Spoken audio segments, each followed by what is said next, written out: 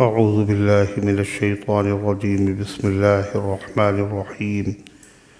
إن الله لا يغفر أن يشرك به ويغفر ما دون ذلك لمن يشاء ومن يشرك بالله فقد ضل ضلالا بعيدا. إن يدعون من دونه إلا إناثا وإن يدعون إلا شيطانا مريدا لعنه الله وقال لأتخذن من عبادك نصيبا مفروضا ولأضلنهم ولأمنينهم ولآمرنهم فليبتكن آذان الأنعام ولآمرنهم فليغيرن خلق الله ومن يتخذ الشيطان وليا من دون الله فقد خسر خسرانا مبينا. يعظهم ويمنيهم وما يعظهم الشيطان إلا غرورا. أولئك مأواهم جهنم ولا يجدون عنها محيصا.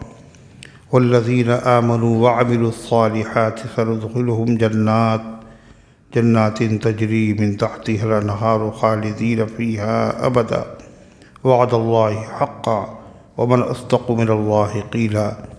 ليس بأمانيكم ولا أماني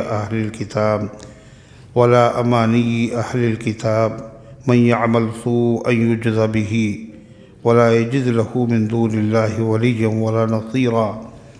ومن يعمل من الصالحات من ذكر أو أنثى وهو مؤمن فأولئك يدخلون الجنة ولا يظلمون نقيرا. ومن أحسن دينا ممن أسلم وجهه لله وهو محسن واتبع ملة إبراهيم حنيفا واتخذ الله إبراهيم خليلا.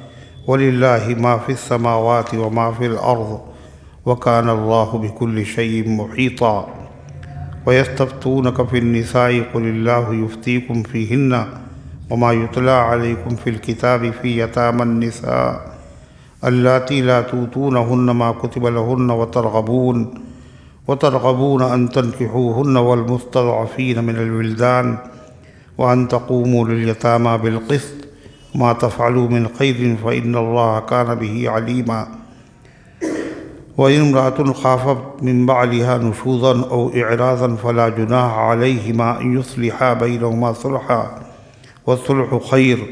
وأحصرت الأنفس الشح وإن تحسنوا وتتقوا فإن الله كان بما تعملون خبيرا. ولن تستطيعوا أن تعدلوا بين النساء ولو حرصتم فلا تميلوا كل الميل فتذروها كالمعلقة. وإن تصلحوا وتتقوا فإن الله كان غفورا رحيما.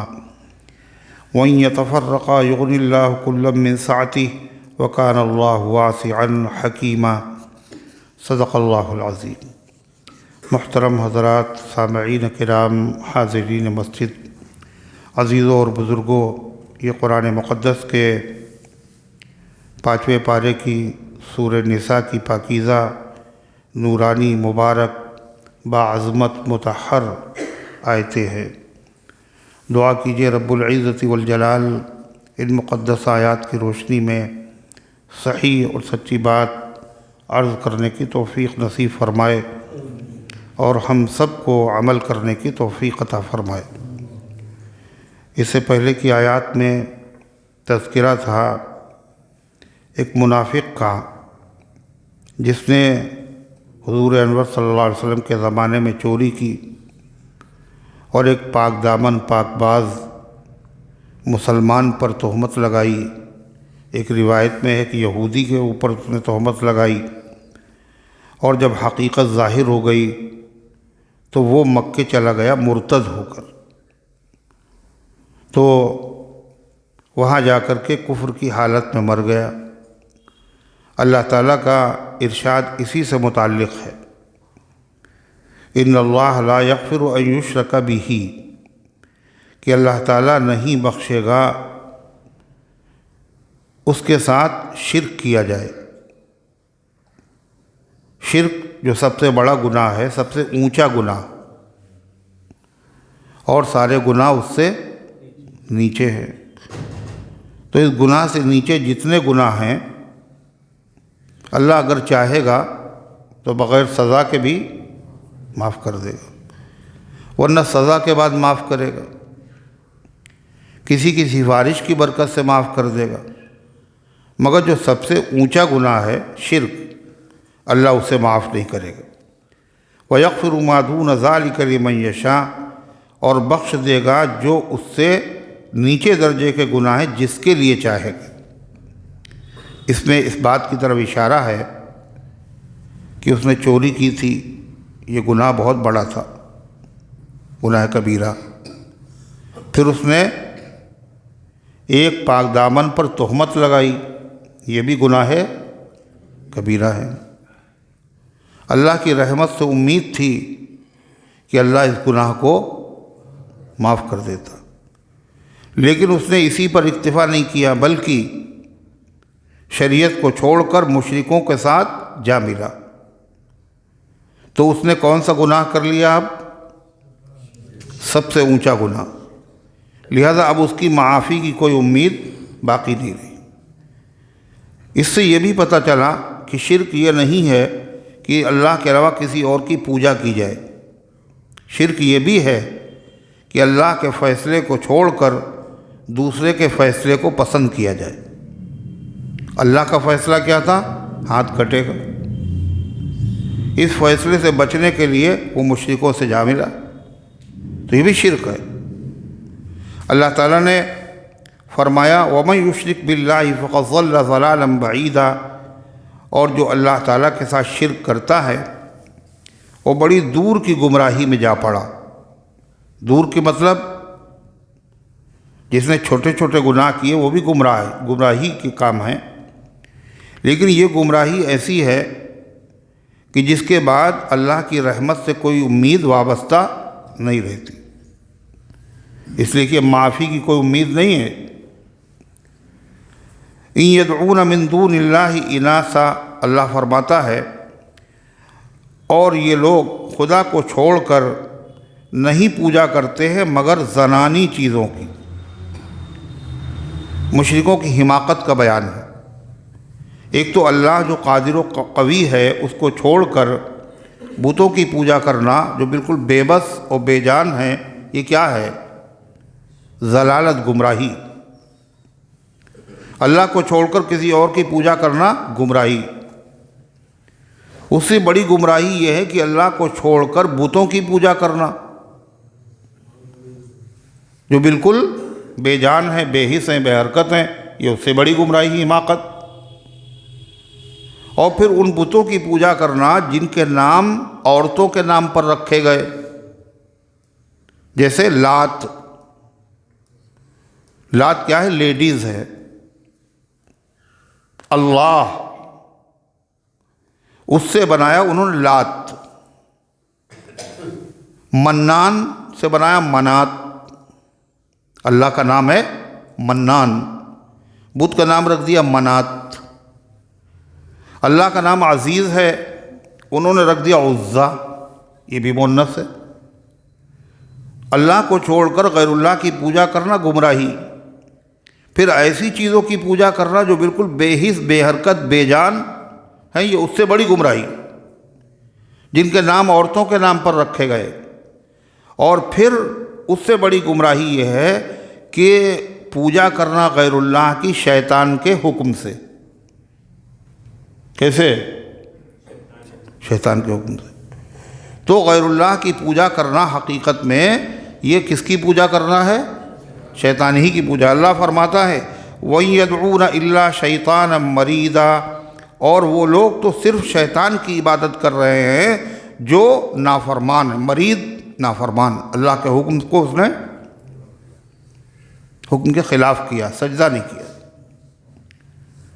تو کسی کی بھی پوجا ہو غیر اللہ کی، حقیقت میں یہ پوجا کس کی ہے؟ کیوں؟ شیطان کے کہنے سے ہو رہی ہے، اور شیطان اس کی پوجا کرنے سے خوش ہو رہا ہے۔ شیطان کا کہنا مانا جا رہا ہے اور وہ خوش ہو رہا ہے، تو کس کی پوجا ہوئی؟ شیطان کی۔ پھر اللہ تعالیٰ فرماتا اور شیطان کون؟ لعنہ اللہ، جس کو اللہ نے اپنی رحمت سے دور کر دیا۔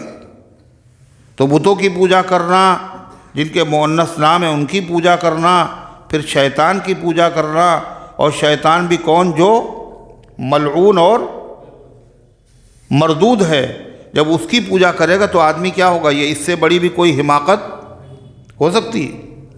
اور پھر وہ ایسا ملعون ہے جو انسانوں کا دشمن بھی ہے۔ کیا ہے؟ دشمن بھی ہے۔ اور کیسا دشمن ہے؟ جس نے خود اپنی دشمنی کا اعلان کیا۔ کیا اس نے کہا تھا؟ وَقَالَ لَأَتَّخِذَنَّ مِنْ عِبَادِكَ نَصِيبًا مَفْرُوضًا، اس نے کہا تھا میں ضرور حاصل کروں گا تیرے بندوں میں سے ایک مقررہ حصہ۔ کب کہا تھا؟ جب شیطان کو اللہ نے رحمت سے دور کر دیا۔ کب دور کر دیا تھا؟ جب اس سے کہا تھا آدم کو سجدہ کرو، اس نے سجدہ نہیں کیا اور کہا آدم سے ہم افضل ہیں، آپ کا حکم نامناسب ہے۔ اللہ نے فرمایا اخرج منہا فإنک رجیم، نکل جائے یہاں سے مردود ہو کر۔ تو مردود ہو گیا۔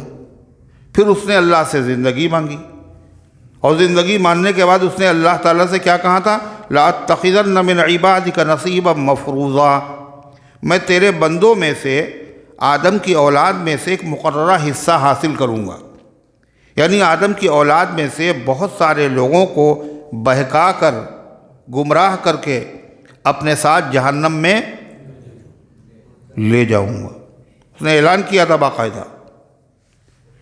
تو دشمن، اور ایسا دشمن جو اپنی دشمنی کا اعلان کر چکا ہو، پھر اس کی اتباع کرنا، یہ کیا ہے؟ اس سے بڑی بھی کوئی حماقت ہو سکتی ہے؟ اور کیا کہا تھا اس نے؟ وَلَأُضِلَّنَّهُمْ، میں ان سب کو گمراہ کروں گا۔ وَلَأُمَنِّيَنَّهُمْ، اور میں ان کو امیدیں دلاؤں گا، تمنائیں دلاؤں گا۔ کیا امید دلاؤں گا؟ حساب کچھ نہیں ہے، کھاؤ پیو مست رہو، کیسا حلال کیسا حرام بعد میں جب دیکھا جائے گا، ہے نا؟ یہی تو کہتا ہے شیطان۔ اور کیا کرتا ہے؟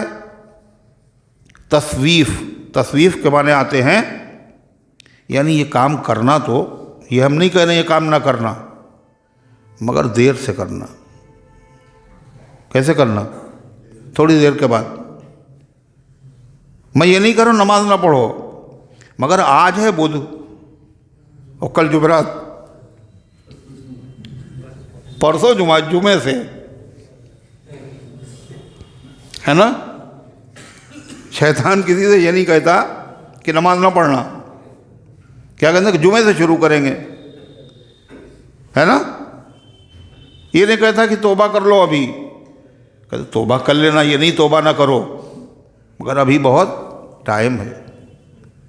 میں پی ہے تو توبہ بھی ہو جائے گی واعظ، کم وقت قیامت ابھی آئی نہیں، ابھی تھوڑی قیامت آ رہی، ابھی بہت دن زندہ رہیں گے، ابھی موت نہیں آئی، تو جوانی ہے، بڑھاپے میں کر لینا۔ تو میں ان کو امیدیں دلاؤں گا۔ وَلَآمُرَنَّهُمْ، اور میں ان کو حکم دوں گا، جو میرے جال میں پھنس جائیں گے، جو میرے جال میں کیا نکل جائیں گے، پھنس جائیں گے، جو میرے جال میں پھنس جائیں گے، جال سے نکل جائیں گے، کیا سمجھ میں نہیں آ رہا؟ کیا پھر سے پڑھیں؟ اچھا، اور جو میرے جال میں پھنس جائیں گے میں ان کو حکم دوں گا۔ کاہے کا حکم دوں گا؟ فَلْيُبَتِّكُنَّ آذَانَ الْأَنْعَامِ، وہ کاٹیں اور چیریں جانوروں کے کان۔ میں ان کو حکم دوں گا اور میرے حکم کے مطابق وہ جانوروں کے کان چیریں گے۔ جانوروں کے کان چیرنے کا مطلب، بت پرست لوگ جن جانوروں کو بتوں کے نام پر چھوڑ دیا کرتے تھے، اس میں علامت اور نشانی لگا دیتے تھے، اس کا کان چیر دیا، یہ بتوں کے نام پہ چھوٹا ہوا ہے، نہ اس پہ سواری ہوگی، نہ اس کا گوشت کھایا جائے گا، نہ اس کا دودھ پیا جائے گا۔ میں کہوں گا ان سے یہ، اور وہ لوگ ایسا کریں گے۔ کان چیر دیا، یا کان میں کوئی چیز پہنا دی، کوئی پٹا ڈال دیا، یہ علامت ہے کہ یہ بتوں کے نام پہ چھوڑا ہوا۔ انسانوں کے سر پر کیا ہے؟ چوٹی رکھ دو۔ ارے بہت سے لوگ چوٹی رکھ دیتے ہیں، بہت سے لوگ ہاتھ میں کڑا پہنا دیتے ہیں، بہت سے لوگ بزرگوں کے نام کی بیڑی ڈال دیتے ہیں پیروں میں۔ یہ سب کیا ہے؟ کس کے کہنے سے ہو رہا ہے؟ اللہ کے نبی نے کہا تھا، शैतान ने कहा वलआमुरन्नहुम, और मैं उनको हुक्म दूंगा तो वो चीरेंगे जानवरों के कान। वलआमुरन्नहुम फलयुगय्यिरुन्न खल्क़ल्लाह, और मैं उन्हें ज़रूर हुक्म दूंगा वो बदल डालेंगे अल्लाह की दी हुई सूरत, अल्लाह की दी हुई सूरत बिगाड़ देंगे। अल्लाह ने चोटी नहीं रखी थी मगर ये चोटी सर पे रखेंगे। अल्लाह ताला ने मर्द बनाया था और ये ज़बरदस्ती औरत बनने की कोशिश करेंगे। ये क्या है, हिजड़ा बन जाना, ये क्या है? अल्लाह की बनाई हुई सूरत को बिगाड़ देना। ये अपने जिस्म को जो गुदवाएंगे, उसके ऊपर क्या किया, सुई से गुदवाया और उस पर नील का निशान, काला निशान, कहीं शेर है कहीं चीता है बना लेना। ये क्या है? ये भी अल्लाह की बनाई हुई सूरत को। अल्लाह ताला ने चेहरों पर दाढ़ियाँ दी हैं, इन दाढ़ियों को मुंडा देना, ये भी क्या है? अल्लाह की दी हुई सूरत को बिगाड़ देना। शैतान कह रहा मैं उनसे कहूँगा वो अल्लाह की बनाई हुई सूरत को बिगाड़ देंगे। और आज ऐसे अल्लाह के बंदों में थोड़े से लोग हैं, है ना, जो शक्लें बिगाड़े हुए, अल्लाह की दी हुई शक्लें बिगाड़े हुए। कहते हैं वो इनके दाढ़ी, कहते वो नहीं जिनके दाढ़ी है ना, यानी ये बता रहे हैं मेरे दाढ़ी नहीं है। अरे दाढ़ी तो तुम्हारी भी है मगर तुमने निकलने कहाँ दी? अरे है नहीं, अल्लाह ना करे तुम बगैर दाढ़ी के हो। जिसके दाढ़ी ना निकले वो क्या है, अच्छा समझा जाता ना, निकली नहीं सिरे से, अच्छा समझा जाता उसको, तो बुरा। दाढ़ी तो तुम्हारे भी है मगर तुमने निकलने नहीं दी। कल मियाँ दाढ़ी रखा के ऐसी हरकत कर रहे हैं। देखिए अपने दाढ़ी को इल्ज़ाम, मियाँ दाढ़ी रख के ऐसी बात कर रहे हैं आप। और ये नहीं, डबल जुर्म कर रहे हैं हम। एक तो हमने दाढ़ी नहीं रखी और दूसरे जो रखे हुए हैं उसको हम क्या कह रहे हैं, जैसे लगता है वो इंसान नहीं रहा, अब क्या हो गया, फरिश्ता हो गया। मियाँ दाढ़ी रख के ऐसी की बात कर रहे हैं, यानी अब वो आदमी है ही नहीं, हम आदमी हैं और दाढ़ी वाला आदमी जो है वो आदमी नहीं है।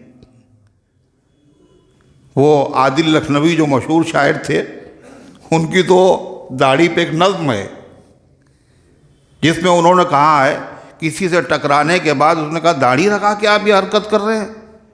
उन्होंने कहा दाढ़ी कोई ब्रेक है जो साइकिल को रोकती? आप हमको कहिए ना, दाढ़ी का क्या कसूर है इसमें?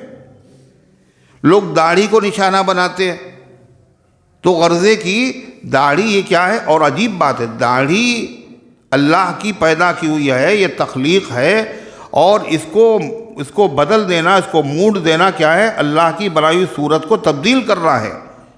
और ये पहले नहीं होता था, पहले ये नहीं होता। मुसलमान, गैर मुस्लिम, यहूदी, ईसाई, मजूसी, कोई भी नहीं दाढ़ी मुंडाता था।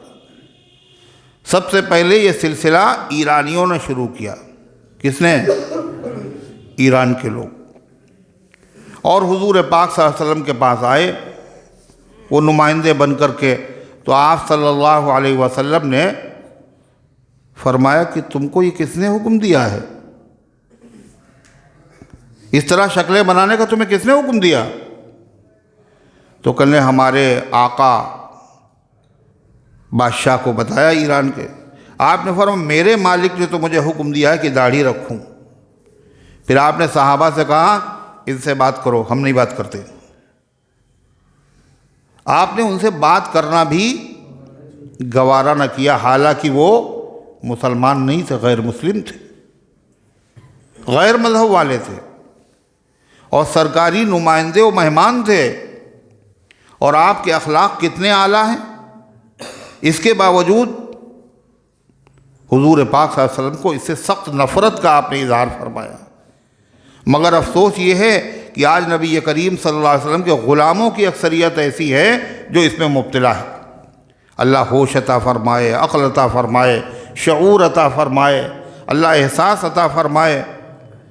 बाद लोग कहते हैं کہ علامہ اقبال سے کسی نے کہا کہ آپ اتنے بڑے اسلام کے نمائندے ہیں اور آپ کی شاعری بڑی اچھی ہے مگر آپ داڑھی نہیں رکھتے۔ تو انہوں نے کہا کہ داڑھی جو ہے اسلام میں ہے مگر اسلام داڑھی میں نہیں ہے۔ یہ بھی ایک شاعرانہ بات ہے، علامہ اقبال نے نہیں کہا۔ اور جو آدمی اس طرح کی بات کہے اس کا مطلب یہ ہے وہ داڑھی کو معمولی سمجھ رہا ہے۔ داڑھی تو اسلام میں ہے مگر اسلام داڑھی میں نہیں، یہ کیا بات ہے؟ اسلام کا ایک اہم حکم ہے، اور زیادہ تر لوگ غلط فہمی میں ہیں، وہ سمجھتے ہیں کہ داڑھی سنت ہے، یعنی فرض نہیں ہے۔ کیا ہے؟ سنت ہے۔ اور سنت اگر چھوٹ جائے تو اس کے اوپر اتنی کوئی سختی و برائی کی بات بھی نہیں، سنت ہی تو ہے نا؟ وہ یہ سمجھتے ہیں داڑھی انبیاء کی سنت ہے، نبیوں کا طریقہ ہے، لیکن یہ صرف سنت نہیں ہے، یہ واجب ہے۔ واجب کیا ہے؟ یہ واجب۔ آپ نے فرمایا اعفوا اللحیٰ، داڑھی بڑھاؤ۔ آپ نے حکم دیا مونچھوں کو پست کرواؤ، یہ نبی کا حکم ہے۔ ہر پیغمبر نے داڑھی رکھی ہے، داڑھی نہ رکھنے کو برا کہا ہے، تو یہ واجب ہے۔ کچھ چیزیں ایسی ہوتی ہیں جو قرآن سے ثابت ہوتی ہیں، اور کچھ چیزیں ایسی ہوتی ہیں جو حدیث سے ثابت ہوتی ہیں۔ تو سنت ہونے کا مطلب یہ ہے کہ یہ سنت سے ثابت ہے، یہ مطلب نہیں سنت ہے قرآن سے ثابت نہیں، کس سے ثابت ہے؟ حدیث سے ثابت ہے۔ تو جو چیز حدیث سے ثابت ہو کیا وہ سنت ہی ہوتی؟ کیا واجب نہیں ہوتا؟ وتر کی نماز، وتر کی نماز کیا ہے بولو؟ واجب ہے نا؟ قرآن میں اس کا ذکر نہیں ہے، وتر کا ذکر قرآن میں نہیں، اور واجب ہے۔ یہ کہاں سے ثابت ہے؟ کہاں ثابت ہے؟ سنت سے۔ حدیث یعنی سنت سے، سنت سے ثابت ہے۔ تو سنت سے ثابت ہے، اس کا یہ مطلب نہیں یہ خود سنت ہے، یہ تو واجب ہے۔ اس لیے بہت سارے پڑھے لکھے لوگ بھی غلطی میں مبتلا ہیں، وہ داڑھی کو کیا سمجھ رہے ہیں؟ سنت سمجھ رہے ہیں۔ فَلْيُغَيِّرُنَّ خَلْقَ اللَّهِ، تو شاید اس سے معلوم یہ ہوا کہ داڑھی منانے میں آدمی کس کی پیروی کر رہا ہے؟ بولو، شیطان کی کرو۔ شیطانی تو کہا میں ان کو حکم دوں گا اور وہ اللہ کی بنائی ہوئی صورت کو بگاڑا کریں گے، تو شیطان کے حکم کی پیروی کر رہے ہیں ایسے لوگ، اور امت کی اکثریت اس میں مبتلا۔ اسی طریقے سے خلق اللہ کا مطلب ہوتا ہے اللہ کے حکم، اللہ نے جو باتیں کہی ہیں ان باتوں کو بدلنا، یہ بھی شیطان کہے گا۔ یعنی اللہ نے جس کو حلال کیا اس کو حرام کر لینا، اور جس کو حرام کیا اس کو حلال کر لینا۔ کہنے لگے کہ یہ بریانی تو ہم کھائیں گے نہیں۔ کیوں بھائی؟ کل نے یہ بڑے کی ہے۔ پھر کیا ہوا؟ کل بھینسا جو تھا وہ حاجی صاحب کا مرید ہو گیا تھا۔ کون حاجی؟ حاجی وارث علی شاہ صاحب، ان کا مرید ہو گیا تھا۔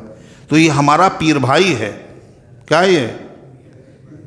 ایک پیر کے جب دو مرید ہوتے ہیں وہ آپس میں بھائی کر رہے ہیں، ہمارا پیر بھائی ہے، لہذا ہم اسے کیسے کھا سکتے؟ اللہ نے کیا حلال اور خود اپنی طرف سے اسے حرام کیے ہوئے ہیں۔ کل مرحوم کو ارہر کی دال بہت پسند تھی اور ان کا ہو گیا انتقال۔ اب ساری زندگی ارہر کی دال ہم نہیں کھائیں گے۔ یہ کیا ہے؟ اللہ کی حلال کی ہوئی چیز کو حرام کر لینا، یہ سب شیطانی کام ہے۔ تو اللہ تعالیٰ فرماتا ہے فَلْيُغَيِّرُنَّ خَلْقَ اللَّهِ، کہ وہ بدل ڈال لیں گے اللہ تعالیٰ کی بنائی صورت کو۔ اللہ کہتا ہے وَمَن يَتَّخِذِ الشَّيْطَانَ وَلِيًّا مِّن دُونِ اللَّهِ، اور جو شیطان کو اپنا رفیق، اپنا دوست، اپنا بڑا، اپنا مقتدی بنائے گا اللہ کو چھوڑ کر، فَقَدْ خَسِرَ خُسْرَانًا مُبِينًا، تو مبتلا ہو گیا کھلے ہوئے گھاٹے میں۔ اس لیے کہ شیطان کہاں جائے گا؟ کہاں جائے گا؟ جہنم میں۔ تو جو اس کو اپنا امام بنائے گا تو جہاں امام وہیں مقتدی۔ یعدہم ویمنیہم، اللہ فرماتا شیطان تم سے وعدے کرتا ہے کہ بہت دن زندہ رہو گے اور بعد میں توبہ کر لینا اور قیامت نہیں آئے گی، اور اتنا کر لینے میں کیا حرج ہے۔ ویمنیہم، اور تم کو ہوس دلاتا ہے۔ اللہ فرماتا ہے مگر شیطان کے سارے وعدے کیا ہیں؟ فریب میں ہے۔ وما یعدہم الشیطان الا غرورا، اور نہیں وعدہ کرتا ہے ان سے شیطان مگر دھوکے کا۔ شیطان نے جس سے بھی وعدہ کیا وہ دھوکے کا کیا، مگر لوگ ہیں کہ شیطان کے وعدے پر یقین کیے ہوئے ہیں۔ اولئک مأواہم جہنم، ان کا ٹھکانہ جہنم ہے۔ ولا یجدون عنہا محیصا، اور وہاں سے بچنے کی جگہ نہیں پائیں گے۔ یہ تو ہوئے شیطان کے مریدین۔ والذین آمنوا وعملوا الصالحات، اور جو ایمان لائے اور جنہوں نے اچھے کام کیے۔ سندخلہم جنات تجری من تحتها الانہار، ہم انہیں داخل کریں گے عن قریب ایسے باغات میں جن کے نیچے سے نہریں بہہ رہی ہو۔ خالدین فیہا ابدا، کتنے دن رہیں گے اس میں؟ رہیں گے وہ اس میں ہمیشہ۔ یہ وعدہ کس کا ہے؟ وہ وعدہ کس کا تھا؟ شیطان۔ یہ وعدہ کس کا ہے؟ اللہ کا۔ وعد اللہ حقا، اللہ کا وعدہ سچا ہے۔ ومن اصدق من اللہ قیلا، اور اللہ تعالیٰ سے زیادہ سچی بات کس کی ہو سکتی ہے؟ شیطان نے بھی وعدہ کیا، اللہ نے بھی وعدہ کیا۔ شیطان کے وعدے جھوٹے ہیں اور اللہ کے وعدے سچے ہیں۔ اللہ تعالیٰ ہم سب کو اللہ تعالیٰ اپنے وعدوں پر کامل یقین اور مکمل یقین، اور اس کے مطابق اللہ تعالیٰ ہم سب کو زندگی گزارنے کی توفیق بخشے۔ آنے والی آیت کا شان نزول یہ ہے کہ ایک مرتبہ کچھ یہودی، عیسائی اور مسلمان اکٹھا ہوئے، تو یہودیوں نے کہا کہ ہمارا مذہب سب سے اچھا ہے، تم سے اچھا ہے اور پرانا بھی ہے، ہمارے نبی تمہارے نبی سے پہلے، ہماری کتاب تمہاری کتاب سے پہلے۔ عیسائیوں نے کہا ہمارا مذہب اچھا ہے، مسلمانوں سے کہا کہ ہمارے نبی تمہارے نبی سے پہلے، ہماری کتاب تمہارے نبی سے پہلے، اور آسانی بھی ہے ہمارے مذہب میں بہت۔ مسلمانوں نے کہا ہمارا مذہب سب سے اچھا ہے، ہمارے نبی اگرچہ بعد میں آئے مگر سب سے افضل، ہماری کتاب اگرچہ بعد میں آئی مگر تمام کتابوں سے افضل، اور اس نے ان تمام کتابوں کے حکموں کو منسوخ کر دیا، ساری شریعتیں ختم، منسوخ۔ اب اگر موسیٰ بھی زندہ ہوں تو ان کو بھی کون سی شریعت پہ عمل کرنا پڑے گا؟ محمد الرسول اللہ صلی اللہ علیہ وسلم کی شریعت۔ تو اس موقع پر قرآن کریم کی یہ آیتیں نازل ہوئی، اور کیا بتایا گیا؟ یہ خالی تمناؤں سے اور خالی دعووں سے کام نہیں چلے گا۔ ہمارا نبی اچھا، ہماری کتاب اچھی، ہمارا نبی اچھا، ہماری کتاب اچھی۔ اللہ کے وہاں دعوے نہیں دیکھے جاتے، تمنائیں نہیں چلتی۔ کیا چلتا ہے؟ کائے کا سکہ چلتا ہے؟ ایمان اور عمل صالح۔ سنیے، لیس بامانیکم ولا امانی اہل الکتاب، نہیں تمناؤں سے کام چلتا ہے تمہاری، ولا امانی اہل الکتاب، اور نہ اہل کتاب کی تمناؤں سے کام چلتا ہے۔ نہ تمہاری تمناؤں پر کامیابی منحصر ہے، نہ کتاب والوں کی تمناؤں اور دعووں پر کامیابی منحصر ہے۔ پھر اللہ کا قانون کیا ہے؟ سنیے، من یعمل سوءا یجز بہ، جو بھی برا کام کرے گا، چاہے ہو کسی بھی نبی کا ماننے والا اور کسی بھی شریعت پر چلنے والا اور کسی بھی کتاب کا ماننے والا، ہمارا قانون یہ ہے جو برا کام کرے گا یجز بہ، اس کو اس کی سزا دی جائے گی۔ وہ لوگ کہتے تھے چونکہ ہم سب سے افضل ہیں، نحن احباء اللہ، نحن ابناء اللہ و احباء، ہم اللہ کے بیٹے، ہم اللہ کے محبوب ہیں، اس لیے جن گناہوں پر عام لوگوں کی پکڑ ہوگی ہم لوگوں کی ان پر پکڑ نہیں۔ کیوں؟ ہم لوگ کیا ہیں؟ وی آئی پیز، ہے نا؟ ہمارے نبی کیا کریں گے؟ اگر کچھ ہوا بھی تو چھوڑا لیں گے۔ لن تمسنا النار الا ایاما معدودہ، جہنم ہمیں چھوئے گی نہیں چند دن کے علاوہ، بس ہم جو جی چاہیں کریں۔ یہ ان لوگوں کو کہنا تھا۔ اللہ نے فرمایا غلط، جو بھی برا کام کرے گا اس کو سزا دی جائے گی۔ وَلَا يَجِدْ لَهُ مِن دُونِ اللَّهِ وَلِيًّا وَلَا نَصِيرًا، اور نہیں پائے گا وہ اللہ کو چھوڑ کر کسی کو بھی اپنا حامی اور نہ اپنا مددگار۔ جب اللہ سزا دینے پہ آئے تو کوئی چھوڑا نہیں سکتا۔ قرآن کی یہ آیت ہم لوگوں نے بھی سنی ہے نا، اور صحابہ نے بھی سنی، مگر صحابہ پہ جو اثر ہوا ہم لوگوں پر اس کا اثر نہیں۔ اس آیت کو سننے کے بعد صحابہ کرام پریشان ہو گئے، سب کے سب۔ کیا ہے اس آیت میں؟ کیا ترجمہ ہے اس کا؟ جو بھی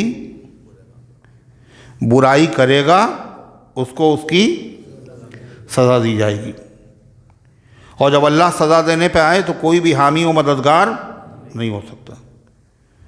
صحابہ نے تو سنا، سارے صحابہ رنج اور غم میں ڈوب گئے۔ ایک روایت میں آتا ہے اس آیت کو جب صدیق اکبر نے سنا، جو سب سے چھوٹے صحابی نا، کیا کہہ رہے ہیں؟ کیا سنے تھے؟ سب سے چھوٹے صحابی نا حضرت صدیق اکبر، کیا پتہ نہیں کیا کہے، سب سے بڑے صحابی، انبیاء کے بعد سب سے افضل مقام صدیق اکبر کا ہے۔ صدیق اکبر نے قرآن کی آیت سنی تو ایسا ظاہر ہوا جیسے کمر ٹوٹ گئی، اور آدمی کی کمر ٹوٹ جائے تو کیسا لگتا ہے؟ اس کے چہرے سے، اس کی شکل سے کمر ٹوٹ گئی۔ اللہ کے نبی صلی اللہ علیہ وسلم نے محسوس کیا، آپ نے فرمایا کیا ہوا ابو بکر؟ اے اللہ کے رسول، اللہ کا ایسا فرمان نازل ہوا ہے ہم میں سے کوئی بچے گا نہیں۔ ہم میں سے کون ایسا آدمی جس سے کوئی نہ کوئی برائی نہ ہوئی ہو؟ یہ کون سوچ رہا ہے؟ صدیق اکبر۔ وہ صدیق اکبر جنہوں نے اسلام لانے سے پہلے بھی کبھی بت پرستی نہیں کی، کبھی شراب نہیں پی، کبھی جوا نہیں کھیلا، لقب خود ساختہ معصومیت کا ہم نہیں دیتے، مگر ہر معصیت سے بے خبر صدیق اکبر ہیں، گناہوں کے قریب نہیں پھٹکتے، نبی نہیں ہیں پھر بھی، مگر پھر بھی ڈر رہے ہیں، اور ایسا لگ رہا کمر ٹوٹ گئی، اور کہہ رہے ہیں اللہ کے رسول ہم میں سے کوئی بچے گا نہیں۔ کون ایسا آدمی ہے جس سے کوئی گناہ نہیں ہو؟ اور ہم لوگ اتنے گناہ کرنے کے بعد بھی بولیے جیسے کوئی مسئلہ ہی نہیں ہے نا؟ کتنے مطمئن ہیں ہم، وہ کتنے مطمئن، وہ کتنے خوفزدہ، اور ہم کتنے مطمئن۔ حضرت حسن بصری رحمۃ اللہ علیہ نے فرمایا تھا کہ مومن کی پہچان کہ اگر اس سے چھوٹا سا گناہ ہو جاتا ہے تو اتنا ڈرتا ہے جیسے لگتا پہاڑ اس کے اوپر گرنے والا ہے، اور منافق کی پہچان بڑے سے بڑا گناہ ہو جائے کوئی اس پہ اثر نہیں ہوتا، ایسا لگتا ہے جیسے مکھی بیٹھی تھی اس کو اڑا دیا۔ یہ پہچان جو انہوں نے بتائی یہ آج کل کس میں پائی جاتی ہے؟ ہر آدمی کہے گا ہم میں نہیں پائی جاتی ہے، منافق والی پہچان ہمارے اندر کہاں ہوگی؟ ارے یہ پہچان منافقوں والی جو انہوں نے بتائی، یہ کس میں نہیں پائی جاتی آج کل؟ بڑے سے بڑا گناہ کرنے کے بعد بھی مطمئن، راتوں میں نیند نہ آئے، اللہ کے سامنے روئیں گڑ گڑائے، فکر مند کچھ نہیں۔ اور وہاں معاملہ کیا تھا؟ تو غرضے کی صدیق اکبر نے جب یہ کہا تو حضور پاک صلی اللہ علیہ وسلم فرمایا، ابو بکر تم اور تمہارے ایمان والے بھائی اس کا مخاطب نہیں ہے، اس میں شامل نہیں۔ حضور نے گارنٹی دے دی، اس آیت کی زد میں تم نہیں آتے۔ اس سے بڑی بات کیا ہوگی؟ ہمیں کون دے گا ضمانت؟ تم نہیں آتے، تم نہیں آتے ہو، اس میں یہ تمہارے حق میں نہیں ہے۔ ایک مرتبہ حضور صلی اللہ علیہ وسلم فرمایا، جس کا پائجامہ ٹخنوں سے نیچے ہوگا وہ جہنم میں جلے گا۔ تو صدیق اکبر نے عرض کیا، حضور کوشش کے باوجود میرے تہبند نیچے سرک آتا ہے۔ آپ نے فرمایا، ابو بکر تم ان میں سے نہیں ہو جن کا تکبر کی وجہ سے نیچے ہو جائے، تم ان میں سے نہیں ہو، تمہارے اندر تکبر نہیں ہے۔ اکیلے صدیق اکبر، حضور ضمانت دے، تم نہیں ہو ان میں سے، تمہیں تکبر نہیں ہے۔ ورنہ بڑے بڑے لوگوں میں تکبر آ جاتا ہے، وہ بڑی خطرناک بیماری ہے۔ اللہ ہم سب کی حفاظت فرمائے۔ اگر رائی کے دانے کے برابر ہے تو جہنم۔ تو صدیق اکبر اتنے غمزدہ، اور خالی صدیق اکبر کا حال تھوڑی، وہ تو سارے صحابہ کا حال یہی تھا۔ ہم ہوئے، تم ہوئے، کہ میر ہوئے، اس کی زلفوں کے سب اسیر ہوئے، سب کا یہی حال تھا۔ حضرت عثمان غنی کو دیکھیے، 10 مرتبہ جنت کی خوشخبری ہیں، حضور کے دوہرے داماد۔ جنت میں فرمایا میرے ساتھی ہوں گے عثمان، فرمایا روزہ میرے ساتھ جنت میں آ کے کھولنا۔ اور قبر کا ذکر ہوتا ہے تو مشہور حدیث ہے، اتنا روتے تھے کہ داڑھی آنسوؤں سے تر ہو جاتے۔ کسی نے کہا یہ کیا؟ کہ قبر آخرت کی منزلوں میں سے پہلی منزل ہے، یہ آسان ہے تو سب آسان ہے، اور یہ مشکل ہے تو سب مشکل۔ کیوں؟ اتنی خوشخبریاں سن چکے ہیں آپ۔ جتنا بڑا آدمی ہوتا اتنا ہی زیادہ اللہ سے ڈرتا ہے۔ کیا کیا نہ اپنے زہد و اطاعت پہ ناز تھا، بس دم نکل گیا۔ جو سنا بے نیاز ہے، اللہ کسی کا محتاج نہیں، کسی کی پرواہ نہیں ہے اس کو، ہوگی آپ کی عبادت۔ سب ڈرتے تھے۔ ایک روایت میں ہے کہ نبی پاک صلی اللہ علیہ وسلم نے حضرت صدیق اکبر سے کہا، ابو بکر یہ بتاؤ کبھی بیمار ہوتے ہو؟ نہیں تم ہوتے۔ اس آیت کے جواب میں جب انہوں نے کہا کمر ٹوٹ گئی حضور کوئی بچے گا نہیں، تو آپ نے فرمایا ابو بکر تم ان میں سے نہیں، یہ بتاؤ تم بیمار ہوتے ہو؟ کبھی نہیں۔ ہاں اللہ کا رسول بیمار ہوتے ہیں۔ کبھی رنج اور غم ہوتا ہے؟ کہاں ہوتا ہے۔ کبھی صدمہ پہنچتا ہے؟ ہاں پہنچتا ہے۔ آپ نے فرمایا تو پھر تو اللہ تعالیٰ نے دنیا ہی میں بدلہ دے دیا اس کا، کاہے کا؟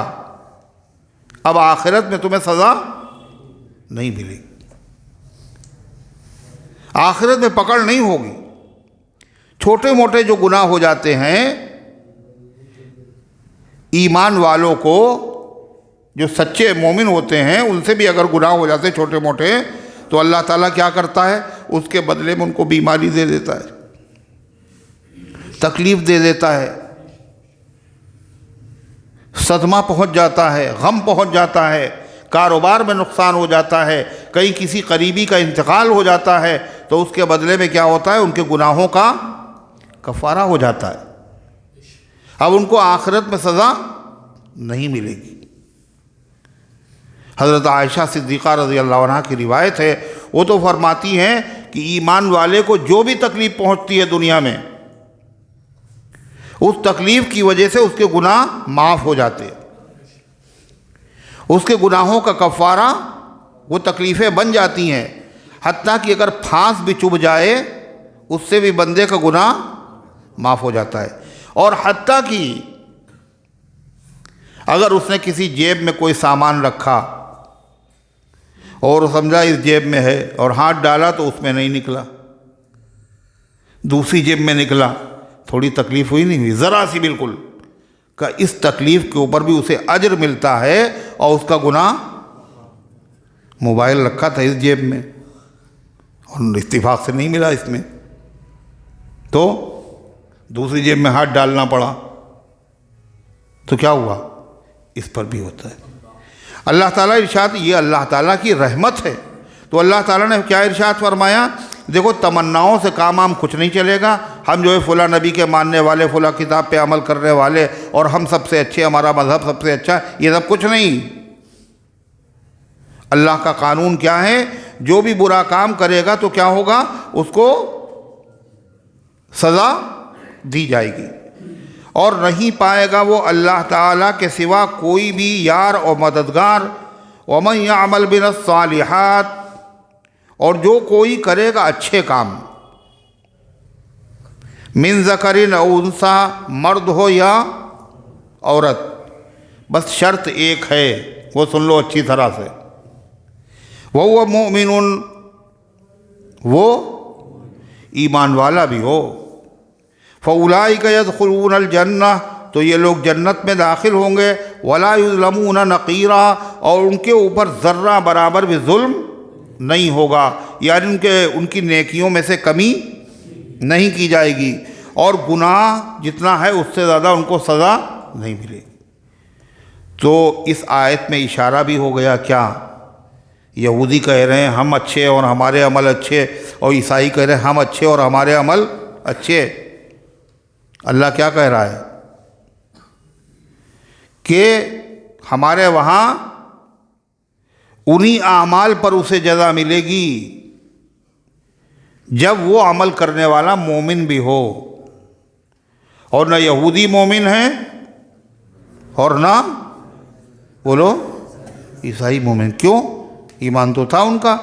کہا اللہ کے نبی کے آ جانے کے بعد اگر کوئی پوری توریت پر عمل کرے اور پوری انجیل اور بائبل پہ عمل کرے اور کسی بھی نبی کی تمام تعلیمات پر عمل کرے، اللہ کے نبی کا اگر کلمہ نہیں پڑھتا، آپ کی شریعت پر عمل نہیں کرتا، تو جہنم سے کوئی اسے بچا نہیں سکتا، چاہے جتنے نیک کام کر لے۔ تو اللہ تعالیٰ نے کیا ارشاد فرمایا؟ وَهُوَ مُؤْمِنٌ فَأُولَٰئِكَ يَدْخُلُونَ الْجَنَّةَ وَلَا يُظْلَمُونَ نَقِيرًا، ان پر ذرہ برابر ظلم۔ نقیر کہتے ہیں، ایک ہوتا فتیل اور ایک نقیر، قرآن میں دونوں لفظ آئیں، وَلَا يُظْلَمُونَ فَتِيلًا وَلَا يُظْلَمُونَ نَقِيرًا۔ فتیل کسے کہتے ہیں؟ اس سے پہلے بتا چکے، کسی کو یاد ہوگا شاید، ہے نا؟ کسی کو یاد نہیں؟ ہاں،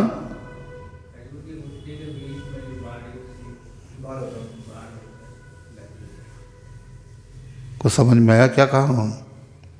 کھجور کی جو گٹھلی ہوتی ہے، اس گٹھلی کے بیچ میں جو شگاف ہوتا ہے، پھٹن، اس میں جو باریک سا دھاگا ہوتا ہے، ارے دیکھا کبھی نہیں دیکھا؟ نہیں دیکھا تو دیکھ لو، ملے گی کھجور۔ بھائی قرآن سمجھنا ہے، قرآن سمجھنا ہے نا، تو پریشانی کی بات کیا ہے؟ بیچ میں جو باریک سا دھاگا ہوتا ہے اس کو کہتے ہیں فتیل۔ کتنا ہوتا ہے وہ دھاگا؟ بہت باریک، اتنا بھی ظلم نہیں ہوگا، اللہ سمجھا رہا ہے۔ قرآن عربوں کی زبان میں نازل ہوا، اور عربوں کی غذا کیا تھی؟ کھجوریں۔ زیادہ سمجھ میں آئے گا، مگر سمجھ میں تو ہم لوگوں کو بھی آ جائے گا، کھجوریں ہم لوگ بھی کھاتے ہیں، دھاگا۔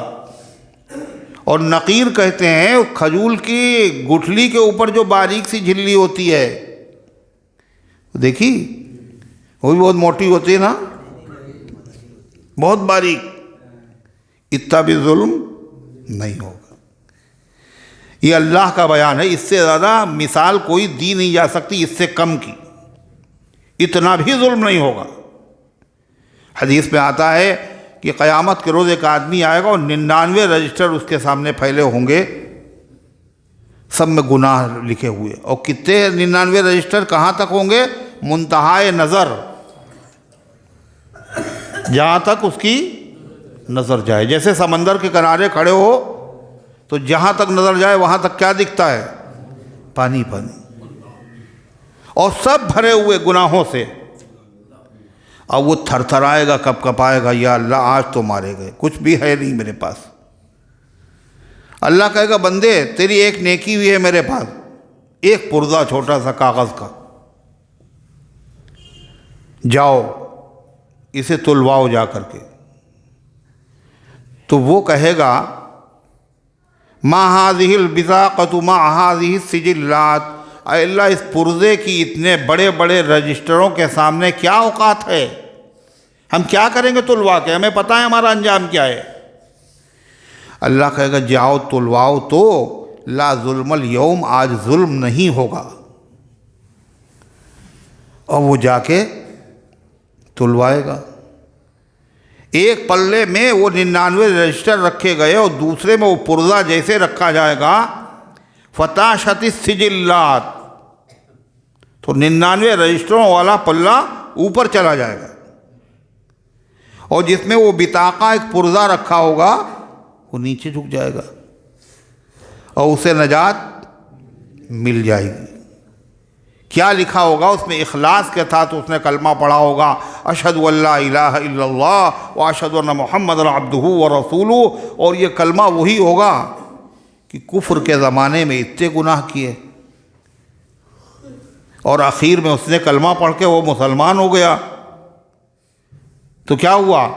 ساری نیکیوں پہ بھاری ہو گیا، نہیں ہو گیا کلمہ؟ اور اللہ کا ذکر بہت بڑی چیز ہے، اللہ کے لیے شرک نہ ہو، اس کے بعد چھوٹی سی چھوٹی نیکی اگر اخلاص کے ساتھ کی جائے گی تو بڑے بڑے گناہ اس کے سامنے بہہ جائیں گے۔ اللہ کی رحمت بہت بڑی ہے۔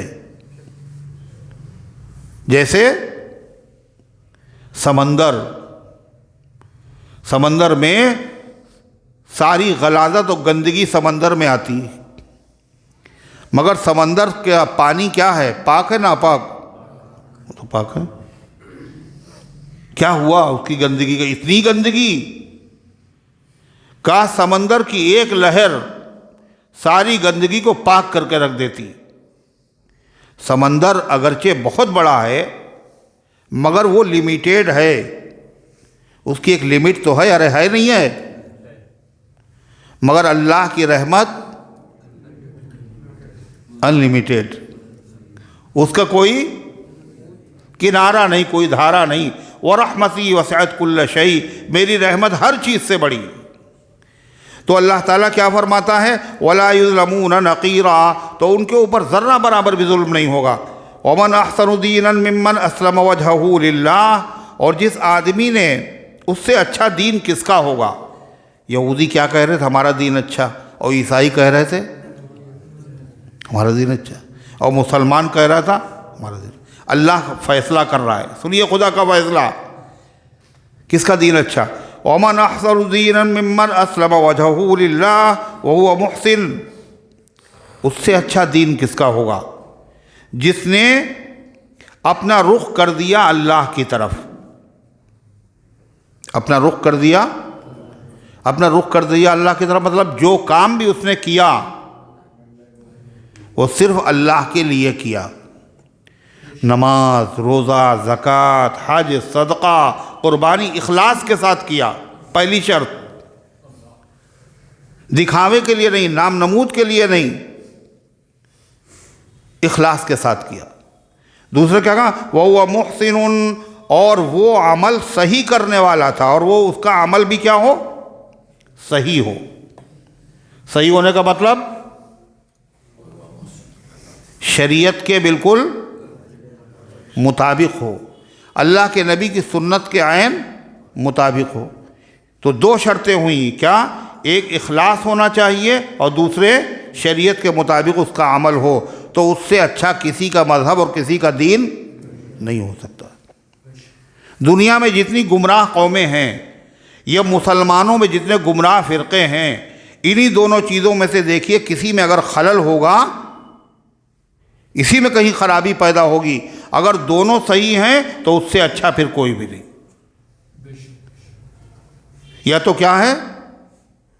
اخلاص نہیں ہے، عمل بہت اونچے ہیں، کتنے کہنے بقرعید آتی ہے پتہ ہے کتنے 10,000 قربانیاں کرتا ہوں میں، 10,000، مگر 10,000 کرتا ہوں کہہ دیا انہوں نے۔ کاہے کے لیے کرتے ہیں آپ؟ تاکہ لوگ کہیں 10,000 قربانیاں کرتا تھا وہ، کتنا پیسہ خرچ کیا ہوگا، اور وہ سمجھ رہے ہم بہت بڑھیا کام کر رہے ہیں، قربانی سے اونچا عمل کیا ہوگا؟ مگر اللہ کے وہاں قبول ہی نہیں۔ کیوں؟ اس نے دکھاوا کر دیا، ریاکاری شامل ہو گئی۔ جان تک اگر اللہ کے راستے میں قربان کر دی، اس نے شہید بھی کر دیا گیا، اور اخلاص نہیں تھا تو جہنم میں ڈال دیا جائے گا، ہے یا نہیں؟ دوسری چیز، عمل چاہے جتنا خوبصورت ہو، اور چاہے جتنا حسین ہو، اور چاہے جتنا محنت والا ہو، اگر وہ سنت کے مطابق نہیں ہے، شریعت کے مطابق نہیں ہے، تو اللہ کے وہاں وہ قبول نہیں، قابل قبول نہیں، وہ عمل اچھا ہو ہی نہیں سکتا۔ اللہ کے رسول نے جو کام کیا ہے، اگر اس سے گھٹا دیا جب بھی صحیح نہیں ہو، بڑھا دیا۔ ظہر کی نماز میں 4 رکعتیں ہیں، اس نے کہا ہم 5 رکعت پڑھیں گے، ہے نا؟ 5 رکعت پڑھی اس نے ظہر کی نماز۔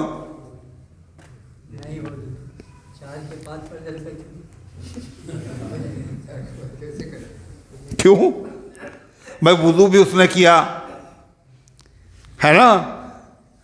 اور اس نے 1 رکعت زیادہ بھی پڑھی، اس میں ثنا بھی پڑھی، اس میں الحم شریف بھی پڑھی، اس میں بڑی لمبی سورت بھی پڑھی، اور رکوع بھی کیا، اس میں سبحان ربی العظیم بھی کہ اس نے کہا 75 مرتبہ، اور سبحان ربی الاعلیٰ کہا اس نے 50 مرتبہ۔ اتنی محنت کے بعد بھی اس کی نماز نہیں ہوگی۔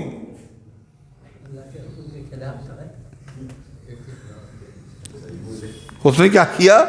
اللہ کے نبی کی سنت کے مطابق یہ عمل نہیں ہے، بڑھا دیا اس نے، ہے نا؟ اور کیا بڑھایا اس نے؟ کچھ اور نہیں پڑھا اس نے، وہی قرآن، وہی ذکر، وہی اذکار، وہی تسبیحات، مگر زیادہ ہو گیا۔ اللہ کے نبی کی مہر نہیں ہے اس پر، طریقے کے خلاف ہو گیا۔ ایسے اگر اس نے ظہر کی نماز میں کہا 4 پڑھی جاتی، چلو آج 3 ہی پڑھ لیں، ٹھنڈک بہت ہے، تو 3 بھی قبول نہیں ہوں گی۔ اذان میں لا الہ الا اللہ پہ ختم کرنے کے بجائے محمد الرسول اللہ کہہ دیا مؤذن نے، سارے محلے والے جمع ہو گئے کہ یہ اذان میں محمد الرسول اللہ انہوں نے کہا، تو کہا میں نے کوئی غلط کہا ہے کیا؟ کوئی غلط کلمہ ہے؟ یہ تو اللہ کے رسول کا نام ہے، پورا کلمہ پڑھا۔ کہ وہ سب ٹھیک ہے، مگر اذان میں اتنا ہی ہے، اس سے زیادہ کرو گے مارے جاؤ گے، تم یہاں بھی مارے جاؤ گے، وہاں بھی مارے جاؤ گے۔ تو اللہ تعالیٰ نے کیا فرمایا؟ یہود و نصارہ کو جواب دے دیا سب کو، کیا ان کے وہاں اخلاص بھی نہیں ہے، اور ساتھ ساتھ ان کا عمل نبی پاک صلی اللہ علیہ وسلم کی شریعت کے مطابق بھی نہیں ہے، اس لیے وہ اچھا ان کا مذہب کہاں سے ہو سکتا ہے؟ اور صحابہ میں یہ ساری چیزیں پائی جا رہی تھیں۔ اللہ فرماتا وَاتَّبَعَ مِلَّةَ إِبْرَاهِيمَ حَنِيفًا، اور اس نے پیروی کی ابراہیم علیہ السلام کے طریقے کی، اور ابراہیم علیہ السلام کا طریقہ کیا ہے؟ وہ یکسو ہو گئے تھے، ان کے اندر کوئی کجی نہیں تھی، یعنی انہوں نے سب کچھ اللہ کے راستے میں قربان کر دیا تھا۔ کس نے؟ اپنی جان، اپنے بیوی بچوں کو، خود اپنے بچے کی جان، اپنا مال، سب، اور اخلاص بھی تھا۔ اللہ نے کیا کیا ابراہیم علیہ السلام کو؟ وَاتَّخَذَ اللَّهُ إِبْرَاهِيمَ خَلِيلًا، اللہ نے ابراہیم کو اپنا خلیل، اپنا دوست بنا لیا۔ تو جو ان کے طریقے پر چلے گا وہ طریقہ اللہ کے وہاں مقبول ہوگا، محبوب ہوگا، اور وہ طریقہ وہی ہے جو محمد الرسول اللہ صلی اللہ علیہ وسلم لے کر کے آئے ہیں۔ وَلِلَّهِ مَا فِي السَّمَاوَاتِ وَمَا فِي الْأَرْضِ، اور اللہ ہی کا وہ سب ہے جو آسمانوں میں ہے، جو زمین میں ہے۔ وَكَانَ اللَّهُ بِكُلِّ شَيْءٍ مُحِيطًا، اور اللہ تعالیٰ ہر چیز کا احاطہ فرمائے ہوئے ہے، اللہ تعالیٰ کی قبضے سے کوئی چیز باہر نہیں ہے۔ وَيَسْتَفْتُونَكَ فِي النِّسَاءِ، اور وہ آپ سے پوچھتے ہیں عورتوں کے بارے میں۔ اس سے پہلے آ چکا ہے کہ عربوں میں اور پوری دنیا میں اسلام سے پہلے عورتوں کے حقوق تھے ہی نہیں، پامال کیے جاتے تھے۔ کیا کرتے تھے؟ کہتے تھے کسی عورت کا وراثت میں کوئی حصہ ہے ہی نہیں۔ کیا قانون تھا ان کے وہاں؟ جو میدان میں تلوار اٹھا کے لڑ سکے اسی کو وراثت میں حصہ ملے گا۔ اب چھوٹے بچے ان کو بھی نہیں ملے گا، عورت ان کو بھی نہیں ملے گا، لڑکیاں ان کو بھی نہیں ملتا تھا۔ ایک چیز تو یہ تھی۔ دوسری چیز، کوئی لڑکی اگر یتیم ہوتی تو اس کا قریبی رشتہ دار کیا کرتا تھا؟ دیکھتا مال بھی ہے اور خوبصورت بھی ہے تو نکاح کر لیتا تھا۔ پورا مہر بھی نہیں دیتا تھا، پورا مہر بھی نہیں دیتا تھا، اور اگر اس کی شکل اچھی نہیں ہے، مال بہت ہے، تو کہیں اور نکاح بھی نہیں کرنے دیتا تھا۔ کیوں؟ اگر کہیں اور نکاح ہو گیا تو پھر مال سب باہر چلا جائے گا۔ یہ بے انصافی ہوتی تھی۔ شریعت نے اس کو روک دیا۔ جب روک دیا تو صحابہ ڈر گئے۔ اب رشتہ دار، سگا رشتہ دار ہے، قریبی رشتہ دار ہے، لیکن وہ بھی نکاح نہیں کر رہا ہے، حالانکہ وہ حق پورا ادا کرے گا، حق پورا ادا کرے گا۔ کبھی کبھی ایسا ہوتا ہے باہر رشتہ کرنے کے مقابلے میں رشتہ داروں میں رشتہ کرنا زیادہ اچھا ہوتا ہے۔ رشتہ دار زیادہ خیال کرے گا، دوسرے نہیں خیال کریں گے، ہوتا ہے نا۔ مگر اللہ کا حکم یہی تھا، یتیم بچیوں کا حق پامال ہوتا ہے، لہذا ایسا مت کرو۔ تو صحابہ ڈرے ہوئے تھے، انہوں نے آ کے پھر سے اللہ کے نبی سے پوچھا، حضور اجازت ہے یا نہیں ہے؟ اللہ نے کیا کہا؟ پہلے بھی یہی حکم تھا اور اب بھی یہی حکم ہے، اگر ان کے حق کی حفاظت کرو تو اجازت ہے، اور اگر حق پامال کرو تو پھر اجازت نہیں۔ سنیے، یستفتونک فی النساء، وہ آپ سے حکم پوچھتے ہیں عورتوں کے بارے میں۔ قل، آپ کہہ دیجئے، اللہ یفتیکم فیہن، اللہ تمہیں حکم دیتا ہے ان عورتوں کے بارے میں۔ وما یتلی علیکم فی الکتاب، اور وہ آیتیں بھی تمہیں وہی حکم سناتی ہیں جو قرآن میں پڑھی جاتی ہیں۔ فی یتام النساء، یتیم عورتوں کے بارے میں، اللاتی لا تؤتونہن ما کتب لہن، جن کو تم نہیں دیتے تھے جو اللہ نے ان کا حق مقرر کیا تھا۔ وترغبون ان تنکحوہن، اور تم چاہتے تھے کہ تم ان سے نکاح کر لو۔ والمستضعفین من الولدان، اور کمزور بچے، ان کے سلسلے میں بھی اللہ تعالیٰ کا جو حکم پہلے تھا وہی اب بھی حکم ہے۔ کیا حکم ہے؟ ان تقوموا للیتامی بالقسط، کہ یتیموں کی کارگزاری انصاف کے ساتھ کرو، چاہے بچیاں ہوں چاہے بچے ہوں، انصاف کا معاملہ کرو۔ وما تفعلوا من خیر فإن اللہ کان بہ علیما، اور جو نیک کام تم کرو گے اللہ تعالیٰ کو اس کا علم ہے۔ اگر تم حق ادا کرو گے، حق سے زیادہ کرو گے، تو یہ نیکی تمہاری ضائع نہیں جائے گی۔ وما تفعلوا وإن امرأة خافت من بعلها نشوزا أو إعراضا فلا جناح عليهما أن يصلحا بينهما صلحا والصلح خیر۔ اللہ فرماتا، اور اگر کوئی عورت اندیشہ کرے اپنے شوہر سے، نشوز کا، بد دماغی کا، او اعراضاً یا لاپرواہی کا، شوہر ہے توجہ نہیں دے رہا ہے، اور عورت کو محسوس بھی ہو گیا کہ یہ توجہ نہیں، کیوں نہیں توجہ دے رہا ہے؟ کوئی ایسی وجہ عورت میں ہے جس کو وہ دور نہیں کر سکتی، اس کے بس میں نہیں ہے۔ مثال کے طور پر وہ خوبصورت نہیں ہے، شوہر کا دل اس سے نہیں مل رہا ہے، وہ اپنے آپ کو خوبصورت تو بنا نہیں سکتی، بنا سکتی؟ ارے بنا سکتی، اس کے بس میں نہیں۔ یہ اس کی عمر زیادہ ہو گئی، شوہر اس لیے بیوی کی طرف توجہ نہیں دے رہا، اس بیوی کی طرف، عمر زیادہ ہو گئی، اب وہ اپنی عمر بھی کم نہیں کر سکتی، اور لیکن وہ عورت، وہ شوہر چاہتا ہے ہم اسے آزاد کر دیں، اس کو ہم طلاق دے دیں، اور بیوی یہ چاہتی ہے کہ ہم یہیں رہیں، ہے نا؟ وہ شوہر کے پاس رہنا چاہتی ہے۔ تو ایسی صورتحال میں کیا ہونا چاہیے؟ قرآن کہتا ہے ایسی صورت میں بیوی جب وہیں رہنا بھی چاہتی ہے اور وہ چیز جس کی وجہ سے شوہر کا میلان اس کی طرف کم ہو رہا ہے، وہ چیز دور کرنا اس کے بس میں بھی نہیں ہے اور وہیں رہنا بھی چاہتی ہے، تو ایسی صورت میں اس کو چاہیے شوہر سے صلح کر لے۔ صلح کرنے کا مطلب ہم آپ ہی کے ساتھ رہیں گے، زندگی گزاریں گے، لیکن جو مہر ہے 50,000 تھا، آپ 25,000 دے دیجیے گا، مگر ہم کہیں جائیں گے نہیں، رہیں گے آپ ہی کے وہاں، آپ ہی کے وہاں۔ یہ پورا مہر آپ چاہے مجھے نہ دیجیے، مگر ہم کہیں اور نہیں جانا چاہتے، ہم آپ ہی کے ساتھ زندگی گزارنا چاہتے۔ اللہ فرماتا اگر وہ یہ پیشکش کرے تو یہ صلح کی پیشکش ہے، شوہر اس کو آسانی سے قبول کر سکتا ہے۔ کیوں کر سکتا ہے؟ بیوی ہے، گھر پہ رہے گی، بیوی رہے گی، بیوی ہے، کوئی ملازمہ لائیں گے وہ بھی اتنا کام نہیں کرے گی، اتنی وفاداری کے ساتھ نہیں رہے گی، اور مہر بھی اس نے معاف کر دیا، مہر بھی اس نے چھوڑ دیا، مہر بھی اس نے کم کر دیا، تو ہر آدمی میں لالچ ہوتا نہیں ہوتا ہے؟ بیوی سوچ رہی ہم کہاں جائیں گے، یہیں زندگی گزار دیں، اس کو بھی لالچ ہے۔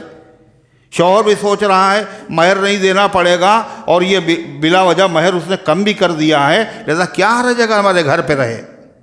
تو اللہ فرماتا اگر یہ صورت ہو جائے تو اس صورت میں کوئی گناہ بولو نہیں۔ کیوں؟ یہ صلح کی بات ہے۔ اللہ اس مضمون کو کس طرح بیان کرا؟ وَإِنِ امْرَأَةٌ خَافَتْ، اگر کوئی عورت اندیشہ کرے مِن بَعْلِهَا نشوزاً، اپنے شوہر سے بددماغی کا، او اعراضاً یا لاپرواہی کا، فلا جناح علیہما، تو ان دونوں پر کوئی گناہ نہیں ہے، ان یصلحا بینہما صلحا، کہ وہ آپس میں کوئی صلح کر لے، کچھ لے دے کے صلح کر لے، اپنا حق معاف کر کے، اپنا حق کم کر کے۔ والصلح خیر، اور صلح اچھی چیز ہے، کہ نکاح ٹوٹے، طلاق ہو، اس سے بہتر کیا ہے؟ صلح ہو جائے۔ وَأُحْضِرَتِ الْأَنفُسُ الشُّحَّ، اور اللہ فرماتا ہے اور نفسوں کو حرص کے ساتھ اقتران ہوتا ہے، یعنی انسان کے دل میں مال کا لالچ ہوتا ہی ہے، فطری بات ہے، اس لیے ایسی صلح کا ہو جانا عین ممکن ہے، بعید نہیں ہے۔ اللہ فرماتا ہے اگر ایسا کر لیا جائے تو کیا ہے؟ گھر بھی اجڑنے سے بچ جائے گا، اور اسی طریقے سے شوہر بھی طلاق نہیں دے گا، جو اعراض کر رہا تھا وہ اعراض ختم ہو جائے گا۔ حدیث میں آتا ہے کہ حضور پاک صلی اللہ علیہ وسلم کی زوج مطہرہ حضرت سودا، حضرت خدیجہ رضی اللہ عنہا کے وفات کے بعد اللہ کے نبی نے 2 نکاح کیے، ایک حضرت سودا، ایک حضرت عائشہ صدیقہ۔ حضرت سودا جو تھی وہ عمر میں بہت بڑی تھی، بیوہ بھی تھی۔ حضرت عائشہ صدیقہ رضی اللہ عنہ کم عمر تھی، تو چونکہ ان کی عمر زیادہ تھی، کچھ زمانے کے بعد حضور پاک صلی اللہ علیہ وسلم نے حضرت سودا سے کہا کہ ہم چاہتے ہیں کہ تمہیں رخصت کر دیں اور تم جہاں چاہو اپنی زندگی گزار لو، کہیں اور نکاح کر لو، اور تمہیں ہم مال و متاع دے دیں، گزارے کا سامان۔ تو حضرت سودا نے کیا کہا؟ اے اللہ کے رسول، ہم آپ کی زوجیت ہی میں رہنا چاہتے ہیں، آپ کی بیوی بن کر کے میدان حشر میں اٹھنا چاہتے ہیں، اور جہاں تک میری باری کا تعلق ہے، میرے ساتھ رات گزارنے کا تعلق ہے، ہم اپنے اس حق کو آپ سے نہیں مانگیں گے، بلکہ اپنا حق ہم حضرت عائشہ صدیقہ کو دے رہے۔ آپ نے فرمایا کوئی حرج نہیں، حضرت سودا نبی کے نکاح میں رہیں، اور اس طریقے سے انہوں نے اپنی باری حضرت عائشہ صدیقہ رضی اللہ عنہا کو دے دی۔ یہ ایک نظیر بھی ہے، ایک مثال بھی ہے۔ جدائی سے بہتر کیا ہے؟ آپس میں صلح ہو جائے۔ اللہ فرماتا مگر کوئی شوہر صاحب بیوی سے معاف کرانے کے لیے مہر یا کم کرانے کے لیے اس طرح کی کوئی حرکت نہ کریں۔ اگر اس طرح کی کوئی حرکت اس لیے کر رہے ہیں کہ بیوی عاجز آ کر کے مہر، اچھا بھائی مہر معاف کیے دیتے ہیں، اور کیا، جب آپ کا موڈ خراب ہے اور یہ ایسے صحیح نہیں ہوگا جب تک مہر معاف نہیں کریں گے تو مہر معاف کیے دیتے ہیں۔ کوئی صاحب ایسی حرکت نہ کرے۔ اور اگر شوہر کا دل بھی نہیں مل رہا ہے بیوی سے، عمر زیادہ ہے، قبول صورت بھی نہیں، شکل بھی اس کی اچھی نہیں ہے، دل بھی نہیں مل رہا ہے، اس کو شریعت نے اجازت دی ہے وہ چاہے تو بیوی کو رخصت کر دے، لیکن پھر بھی شوہر صرف اس لیے نکاح ہو چکا ہے، اب کیا اس کو ہم رخصت کریں اپنے گھر سے، اس کو اوپر صبر کرے اور قاعدے سے اس کے ساتھ گزارا کرتا رہے، تو پتہ ہے اللہ تعالیٰ اس کو اتنا نوازے گا وہ سوچ بھی نہیں سکتے۔ سنیے اللہ فرماتا ہے وَإِن تُحْسِنُوا، اور اگر تم اچھا برتاؤ کرو، وَتَتَّقُوا، اور احتیاط رکھو، دل آزاری بھی نہ ہو، اچھا سلوک بھی نہ ہو، دل نہیں مل رہا ہے پھر بھی، فَإِنَّ اللَّهَ كَانَ بِمَا تَعْمَلُونَ خَبِيرًا، تو بے شک اللہ تعالیٰ تمہارے اعمال سے بالکل باخبر ہے، اس کو سب خبر ہے، جب خبر ہے تو تمہاری یہ نیکی ضائع نہیں جائے۔ وَلَن تَسْتَطِيعُوا أَن تَعْدِلُوا بَيْنَ النِّسَاءِ وَلَوْ حَرَصْتُمْ، اللہ فرماتا ہے اور تم انصاف نہیں کر سکتے ہو، تم طاقت نہیں رکھتے ہو، ان تعدلوا، کہ انصاف کرو، بین النساء، عورتوں کے درمیان، ولو حرصتم، اگرچہ تمہارا جی چاہے پھر بھی تم انصاف کرنے پر، برابری کرنے پر قادر۔ عجیب بات کہہ رہا ہے قرآن۔ قرآن نے کیا کہا؟ ایک سے زیادہ کی اجازت ہے نکاح کرنے کی مسلمانوں کو۔ کتنے نکاح کرنے کی اجازت ہے بھائی؟ کتنی اجازت ہے؟ 4۔ غیر مسلم یہ کہتے بھی ہیں تمہارے وہاں تو 4 کی اجازت، اور مسلمان بھی کہتا ہمارے وہاں 4 کی اجازت، مگر وہ جانتا تو ہے نہیں قرآن و حدیث۔ قرآن میں کیا کہا گیا؟ اگر تمہیں اس بات کا اندیشہ ہے کہ ایک سے زیادہ اگر تمہاری بیویاں ہیں اور اگر تم انصاف نہیں کر سکو گے، فواحدۃً، تو صرف ایک بیوی سے نکاح کرو۔ مگر مسلمان خود ہی نہیں جانتا ہمارے قرآن میں لکھا کیا ہے، وہ دوسروں کو جواب کیا دے گا، اور سننا بھی نہیں چاہتا۔ ایک سے زیادہ اگر بیویاں ہیں تو انصاف کرنا کیا ہے؟ بولو، فرض ہے، فرض۔ اگر ان میں انصاف نہیں کرے گا تو حرام ہے، اور کیسا حرام ہے؟ قیامت کے دن دور سے پہچانا جائے گا کہ یہ آدمی کئی بیویوں والا تھا اور بیویوں میں انصاف نہیں کرتا تھا۔ کیسے پہچانا جائے گا؟ اس کی ایک سائڈ جھکی ہوئی ہوگی اور ایک سائڈ اٹھی ہوئی ہوگی، سارے لوگ پہچان جائیں گے اچھا اس کی 2 بیویاں تھیں اور یہ انصاف نہیں کرتا تھا۔ انصاف کرنا ضروری ہے، لیکن اللہ کیا کہہ رہا ہے پتہ ہے؟ ایک ہوتا ہے انصاف کرنا کاہے میں، ایسی چیز میں جو اپنے بس میں ہے، اور ایک ہے انصاف کرنا ایسی چیز میں جو اپنے بس میں نہیں ہے۔ اپنے بس میں کیا ہے؟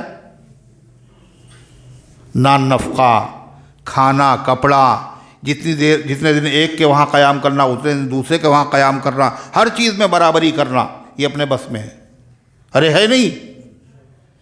جس میں انصاف کرنا بس میں نہیں، وہ کیا چیز ہے؟ دلی محبت۔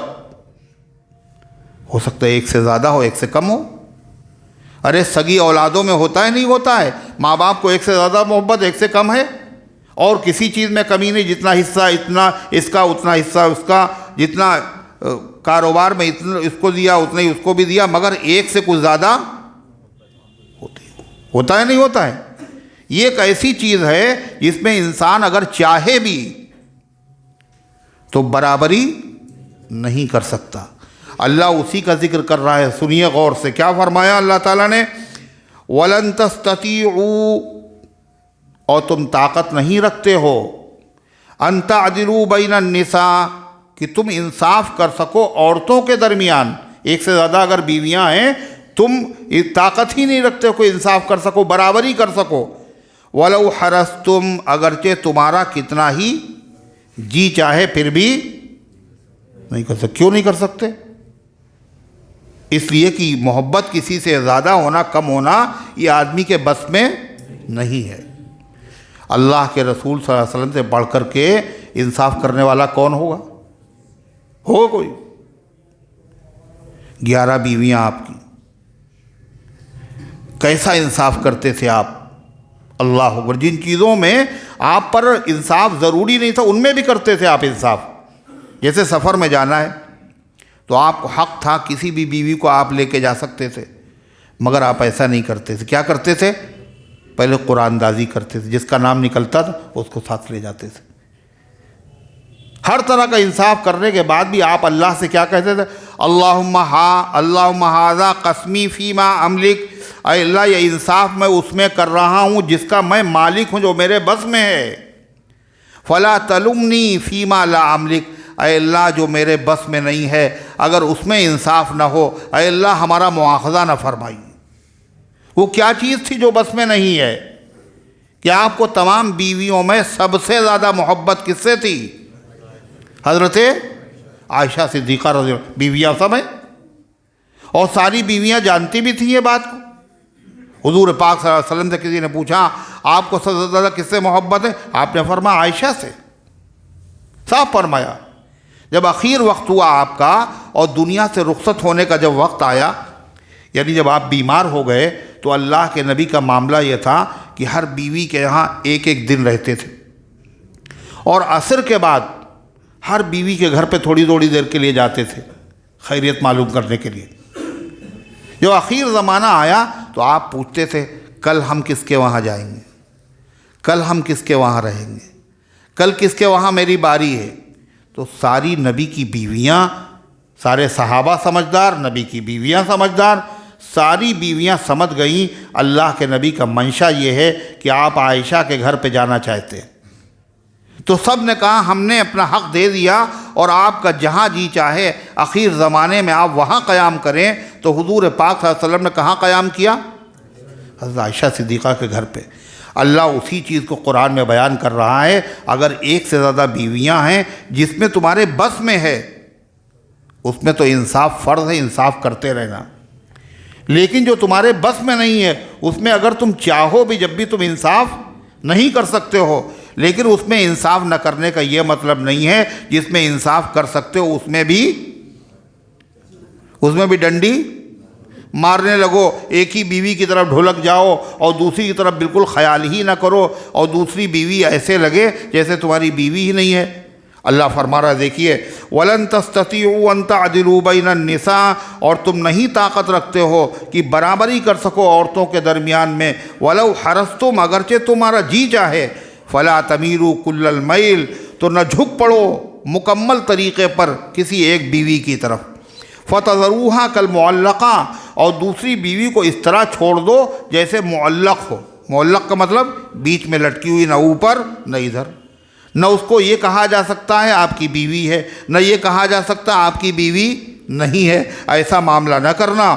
وَإِن تُصْلِحُوا، اور اگر تم اصلاح سے کام لو، برداشت کرو اور برداشت کر کے نباہ کرو، وَتَتَّقُوا، اور اللہ تعالیٰ سے ڈرتے رہو، فَإِنَّ اللَّهَ كَانَ غَفُورًا رَحِيمًا، اللہ بخشنے والا اور رحم فرمانے والا ہے۔ اگر واقعی نباہ کی کوئی صورت نہ رہے اور طلاق کی نوبت آ جائے تو طلاق کے مسئلے بھی قرآن میں اسی لیے بیان کیے گئے ہیں کہ کبھی کبھی اگر طلاق نہ دی جائے تو گھر جہنم بن جاتا ہے۔ اللہ فرماتا ہے اس میں شوہر بھی کچھ نہ سوچے، بیوی بھی کچھ نہ سوچے، اگر جدا ہو جائیں گے اللہ بہت بڑا ہے، شوہر کو دوسری بیوی مل جائے گی اور بیوی کو دوسرا۔ وَإِن يَتَفَرَّقَا، اور اگر وہ دونوں جدا ہو جائیں، یغنی اللہ کلا من سعتہ، اللہ ہر ایک کو بے نیاز کر دے گا اپنی وسعت سے، اپنی رحمت سے۔ وکان اللہ واسعا حکیما، اور اللہ بڑی وسعت والا ہے، بڑی قدرت والا ہے اور بڑی حکمت والا ہے۔ وللہ ما فی السماوات وما فی الارض، اور اللہ ہی کے قبضے میں ہے وہ سب جو آسمانوں میں ہے اور جو زمین میں ہے۔ اللہ ان گزارشات کو قبول فرمائے، عمل کرنے کی توفیق عطا فرمائے۔ محمد عثمان کا کیا لکھا بھائی؟ سنڈے کو پیپر ہے۔ محمد عثمان صاحب اور اسی طرح جن بچوں کا پیپر ہے جو امتحان دے رہے ہیں، اللہ تعالیٰ ان سب کو کامیابی عطا فرمائے۔ مالک کا شکر ہے، آپ کی دعا سے میرا پروموشن ہو گیا الحمدللہ۔ اللہ تعالیٰ مزید ترقی عطا فرمائے، اور جن جن لوگوں کو ملازمت کی ضرورت ہے اللہ اچھی ملازمت عطا فرمائے۔ جن کو ترقی کی ضرورت ہے اللہ ان کو ترقی عطا فرمائے۔ ارشد کی طبیعت خراب ہے، اللہ ان کو شفا عطا فرمائے۔ اللہم صلی علی سیدنا ربنا آتنا فی الدنیا حسنہ وفی الآخرۃ حسنہ وقنا عذاب النار۔ اللہم احفظنا من کل بلاء الدنیا وعذاب الآخرہ۔ اے اللہ ہم سب کی حاضری کو اپنی رحمت سے قبول فرما، ایمان کامل عطا فرما، اعمال صالحہ کی توفیق عطا فرما، نفس و شیطان کے دھوکے